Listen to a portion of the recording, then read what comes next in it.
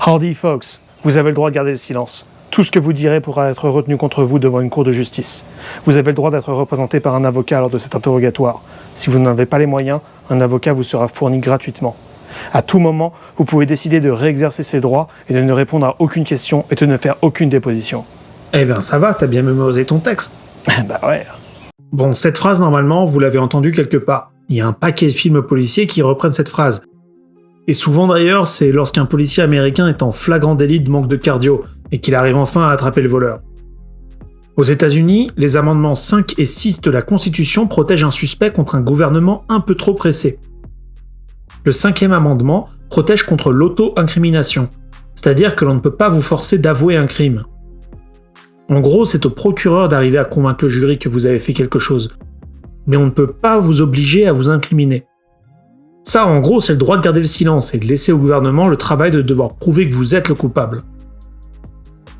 Le 6e amendement, quant à lui, garantit, entre autres, votre droit d'être jugé impartialement et d'être représenté par un avocat. Bon bah c'est tout, du coup ça existe depuis la Constitution en fait, les policiers vous lisent vos droits et c'est tout. Attendez, pas si vite. Si je vous dis que cette phrase n'existe que depuis 1966 et qu'elle a même un nom, qu'est-ce que vous me dites ? Du coup il y avait quoi avant ? Ouais, c'est bien ce qui me semblait. Alors accroche-toi bien, laisse un like à la vidéo parce qu'aujourd'hui on va parler de l'avertissement Miranda. Vous êtes sur The American Dream et regardez American Ethos, l'émission où l'on parle de culture américaine. Prendre la casquette d'un policier est un délit. Je pourrais t'arrêter. Quoi ? Mais marche pas ici.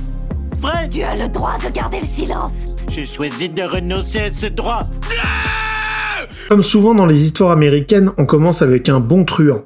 Laissez-moi vous présenter Ernesto Arturo Miranda, notre raclure de première. Attends, t'abuses pas un peu là, t'es en train de créer un biais de dingue là, avec tout ce que tu nous racontes, personne va être de son côté du coup. Bah, attendez, le mec a été condamné pour enlèvement, viol et vol à main armée. Bon bah du coup continue, vas-y. Ouais, donc Miranda, c'est un petit criminel. En gros, il est dans le collimateur de la justice depuis 1956. Et ce, dans plein d'états différents.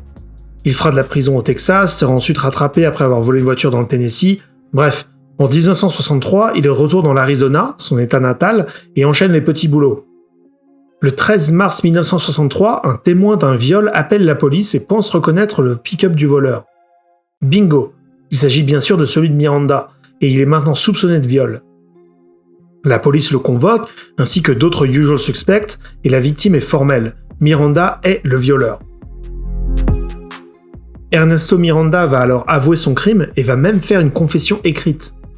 La police de l'Arizona pense alors se protéger juridiquement et lui demande d'écrire en haut de la page « Cette déposition a été faite volontairement et de mon plein gré, sans menace, contrainte ou promesse d'immunité et en pleine connaissance de mes droits, sachant que toute déclaration que je fais peut être utilisée contre moi. » Bon bah elle a l'air plutôt carrée ton histoire. Je veux dire, le mec a signé un aveu écrit.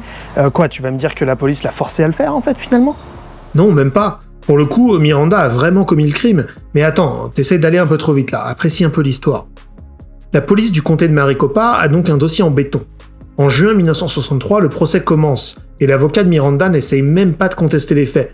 Non, toute sa défense repose sur un argument. Son client, Miranda, n'avait pas connaissance de ses droits d'être représenté lors de l'interrogatoire, et même de pouvoir garder le silence.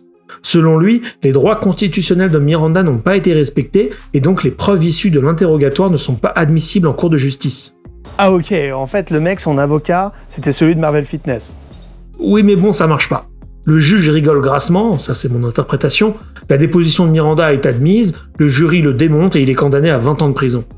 Ok, du coup le juge, il a pas tiqué plus que ça. Il s'est dit ok, casse-toi, c'est l'avocat du diable, on veut pas te voir. Oui, c'est ça. En fait, le juge McFate qui présidait, c'était un mec à l'ancienne.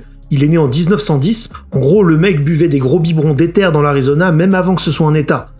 En 1910, il y avait que 45 étoiles sur le drapeau américain. Ça vous montre bien comment le mec est ancré dans le Far West. D'ailleurs, en 1963, il présidait la plus haute cour du comté sans jamais avoir été dans une école de droit. Ce juge, c'est un juge à l'ancienne, formé sur le terrain. Il n'est pas le seul dans l'histoire. L'affaire remontera jusque devant la Cour suprême de l'Arizona, et là, pareil, Miranda sera reconnu coupable. En juin 1965, Miranda envoie une requête pour que son cas soit étudié par la Cour suprême des États-Unis. Un cabinet s'occupera de lui dans une affaire pro bono, et le revoilà de nouveau en course pour essayer de se faire relaxer. En novembre 1965, la Cour suprême rend son verdict. Pour la plus haute cour de justice du pays, les droits constitutionnels d'Ernesto Miranda n'ont pas été respectés. Les juges se rangent à 4 contre 5 du côté de la défense et concluent qu'un homme troublé et d'une éducation limitée comme Miranda peut ne pas connaître le 5e amendement et ses droits vis-à-vis de l'auto-incrimination. Attends, mais c'est dingue, du coup ils ont relâché le violeur? Pas vraiment, mais il a dû être jugé et cette fois-ci sans admettre la déposition au procès. Mais bon, il a été complètement jugé coupable, encore une fois. Cette fois-ci, le procureur s'est basé sur un témoignage de la compagne de Miranda qui lui était recevable. Ok, bah tu m'as pas menti, il était bien coupable le dude là. Et oui, et depuis Miranda, la procédure aux États-Unis est claire. Lorsque vous êtes arrêté ou questionné aux États-Unis alors que vous êtes soupçonné de quelque chose, alors la police doit vous lire vos droits. Vous avez le droit de garder le silence et vous avez le droit à un avocat. Si vous exercez ce droit, alors la police doit cesser toute interrogation.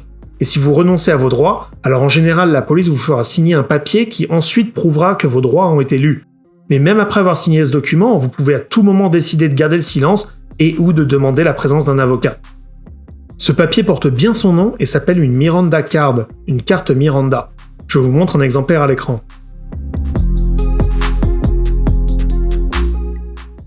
Miranda sortira de prison en libération conditionnelle en 1972 et il essaiera même de gagner un peu d'argent en vendant des Miranda Cards signés.